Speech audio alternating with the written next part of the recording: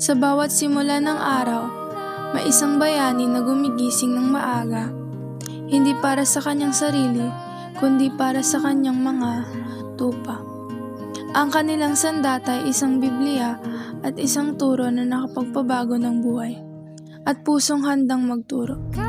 Sa bawat aral na ibinabahagi, hindi lang kaalaman ang kanilang binibigay kundi pag-asa at lakas ng loob sa mga darating na araw. Hindi biro ang puyat, pagod. Hindi madali ang sakripisyo, ngunit sa kabila ng lahat, patuloy silang humingiti, patuloy silang natuturo, sapagkat ang kanilang misyon ay higit pa sa trabaho. Ito ay kanilang buhay.